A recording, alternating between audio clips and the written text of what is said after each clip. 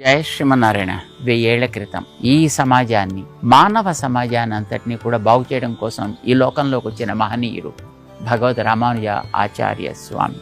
మే 2వ తారీఖు నాడు ఉదయం నుంచి రాత్రి దాకా అద్భుతమైనటువంటి కోలాహల పూర్ణమైనటువంటి కార్యక్రమాల్ని మనం చేసుకోబోతున్నాం.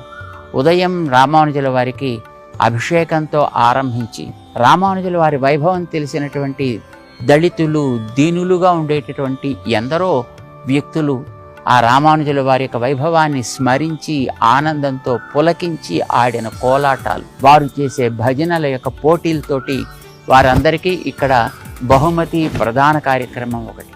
మన వివిధ కళాశాలల్లో ఉండేటటువంటి ఉన్నత విద్యావంతుల యొక్క సమావేశం ఒకటి. దళిత వర్గాల్లోకి దైవాన్ని తీసుకువెళ్ళినటువంటి మహనీయులు రామానుజాచార్యుల వారైతే తమకు ఉండేటటువంటి ఆ ప్రేమని, ఆదరాన్ని చూపిస్తూ అలాంటి లంబాడాలు, మిగిలినటువంటి వర్గాల వాళ్ళు వచ్చి సాయంకాలం పూట రామానుజుల వారి ముందర చేసేటటువంటి ఒక అద్భుతమైనటువంటి కోలాహల పూర్ణమైనటువంటి ఒక నృత్య ప్రదర్శన, ఇలాంటి ఎన్నో కార్యక్రమాలతోటి మనం 2వ తారీఖు నాడు వారి యొక్క తిరు నక్షత్రం 1008వ తిరు నక్షత్రాన్ని మనం చేసుకోబోతున్నాం. 1, 8 కలిపితే 9 వస్తుంది. మనందరికీ తెలుసు. 9కి ఉండే ప్రాధాన్యం కూడా మనకి తెలుసు.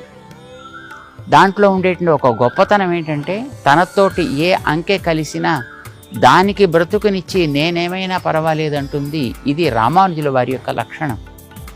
ఈ లోకమంతా బాగుపడదలిస్తే వారికి మంత్రాన్ని ఇవ్వడం వల్ల నేను నరకానికి వెళ్ళినా అది నాకు ఆనందం, లోకమంతా బాగుంటే చాలును అని చాటి చెప్పినటువంటి మహనీయులు భగవద్ రామానుజాచార్య స్వామి. వారి యొక్క తిరునక్షత్రం మనందరి సౌభాగ్యం, మన జాతికు పట్టినటువంటి ఒక అదృష్టం. దాన్ని మనం నిరూపించుకుంటూ వారి కార్యక్రమాలని ఆనందంగా అద్భుతమైనటువంటి వైభవంతో చక్కగా జరుపుకుందాం. అందరినీ ఈ కార్యక్రమాల్లో పాల్గొమ్మని, రామానుజుల వారి యొక్క అనుగ్రహాన్ని పొందమని, వారందించిన సమతా స్ఫూర్తిని మనం కూడా పొంది ఈనాటి మన సమాజంలో మనం చూస్తూ ఉండేటువంటి ఉద్రిక్త వాతావరణాన్ని, ఉగ్రవాదాలని దూరంగా తొలగించి వేసేటటువంటి ఒక అనుగ్రహం మన మీద కలిగించమని ప్రార్థన చేసుకుందాం. అందరం కలిసి ఈ ఉత్సవాన్ని జరుపుకుందాం. అందరికీ రమ్మని ఆహ్వానం పలుకుతున్నాం. జై శ్రీమన్నారాయణ.